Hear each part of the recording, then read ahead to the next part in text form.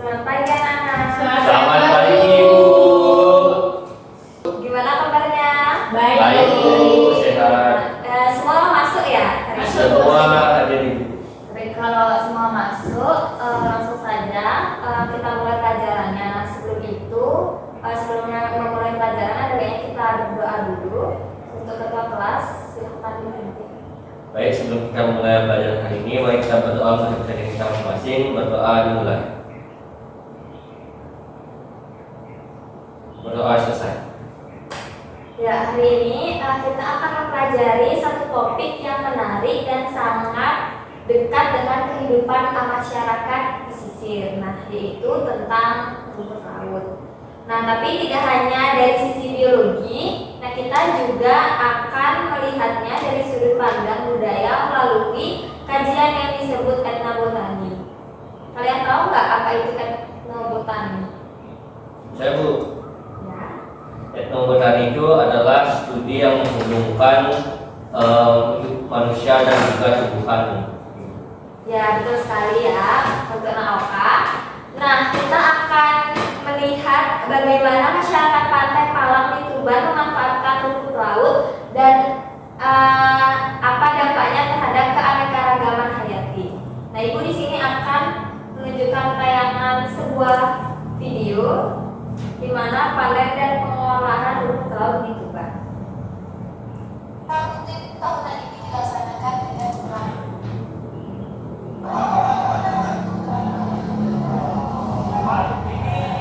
Cepat melestarikan oleh warga setempat.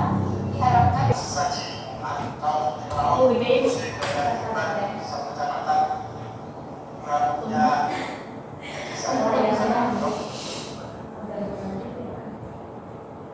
dan ini tetap melestarikan oleh warga setempat. Diharapkan tradisi ini bisa terus melestari dan tahun depan bisa lebih meriah lagi. pengolahan sesaji atau laut industri karya Tuban satu kecamatan punya tiga desa Studio, Karangsari dan juga Mungkin. Itu semua sudah sepakat ya semua. Di Pantai Palang ini rumput laut banyak dibudidayakan.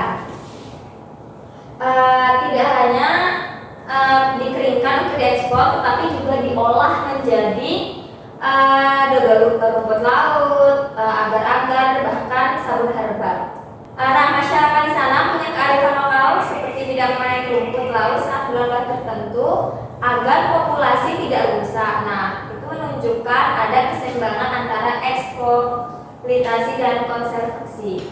Ada yang ingin bertanya? Bu, Lydia? Bu, berarti masyarakat Tuban tuh sudah menerapkan prinsip pelestarian ya Bu? Nah, tepat sekali ya Kak Lydia. Itu adalah salah satu prinsip dalam etnobotani, bagaimana kearifan lokal bisa sejalan dengan ilmu biologi. Nah, di sini Ibu akan membagikan LKPD kepada kalian. Kalian di sini udah dibagikan kelompok atau belum ya? Sudah Bu. Udah, Ibu langsung saja membagikan LKPD. Nanti kalian akan mempresentasikannya di depan ya. Baik Bu. Ini oper ke belakang ya. Kalian kerjakan dalam 15 menit bisa? Sampai Bu, namanya kamu itu. 20 menit berarti ya. Nanti kalian akan mempresentasikannya di depan.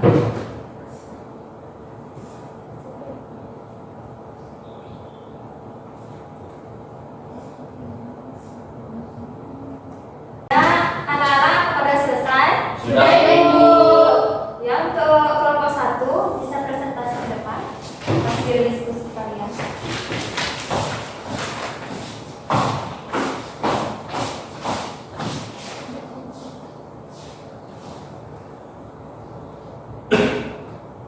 Baik, terima kasih atas waktu dan kesempatannya Ibu. Jadi di sini kami dari kelompok 1 akan memaparkan mengenai manfaat rumput laut khususnya yang ada di pantai Palang Tuban.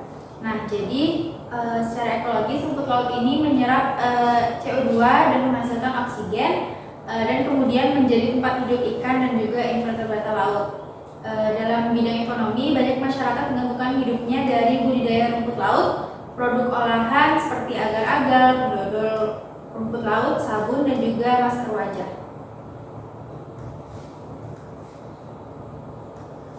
Nah, adapun di bidang kesehatan ada beberapa jenis rumput laut, misalnya sorghum dipercaya mengandung senyawa antioksidan dan digunakan dalam pengobatan tradisional. Sedangkan dari segi budaya di Tuban, proses panen rumput laut dilakukan dengan tradisi tertentu. Contohnya dilarang memanen saat bulan tertentu agar alam tetap seimbang. Baik, jadi kesimpulan yang dapat kami simpulkan, jadi rumput laut itu adalah suatu bukti nyata kekayaan laut Indonesia yang tidak hanya bermanfaat bagi ilmu, tetapi juga dalam bidang ekonomi dan budaya di masyarakat, terutama di daerah Tuban. Nah, baik, berikan aplaus untuk kelompok 1. Nah, baik, bisa duduk kembali kelompok 1. Baik, untuk sekarang kelompok 2 silakan lanjut untuk silakan diskusinya.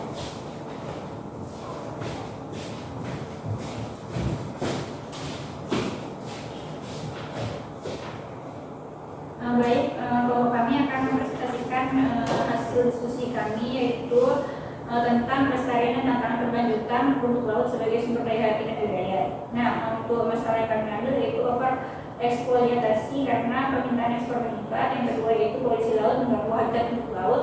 Yang ketiga yaitu pemantauan lokal mulai ditinggikan oleh industri besar. Nah, kemudian di sini juga ada upaya pelestarian yang kami diskusikan, yaitu yang pertama dengan budaya berkelanjutan dengan teknik tarik panjang, kemudian mengedukasi masyarakat agar tidak memanen sebelum waktunya, dan memadukan ilmu biologi dengan pengetahuan lokal. Baik, untuk peran etnobiologi sendiri yaitu menjaga keseimbangan antara ilmu modern dan tradisional lokal, memberi nilai tambah agar masyarakat tidak hanya menjual mentah. Nah, untuk kesimpulannya itu pelestarian rumput laut tidak hanya soal biologi tapi juga soal budaya dan kebijakan. Nah, masyarakat perlu melibatkan agar solusi benar-benar menyentuh akar masalah. Baik, berikan aplaus untuk kelompok 2. Kita duduk di tempat duduknya.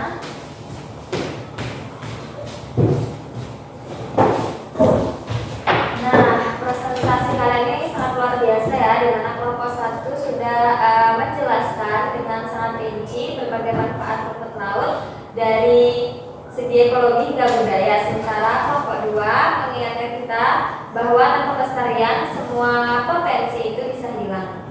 Inilah mengapa kita perlu mempelajari etnobotani dalam kehidupan sehari-hari. Nah, dari pembelajaran ini kita belajar bahwa ilmu biologi bisa berpadu dengan budaya lokal dalam bentuk etnobotani rumput laut, bukan sekedar tumbuhan laut biasa, melainkan punya nilai yang besar jika dikelola dengan baik. Nah, adapun kalian akan Ibu berikan tugas individu, di mana tugasnya yaitu mencari satu tumbuhan lokal di daerah kalian masing-masing yang dimanfaatkan secara tradisional. Jelaskan ciri biologinya, cara pemanfaatannya oleh masyarakat sekitar, nilai budaya atau kepercayaan yang menyertainya. Dikumpulkan minggu depan dan dikumpulkan lewat Google Drive. Nanti ketua kelas laporkan Google Drive-nya ya.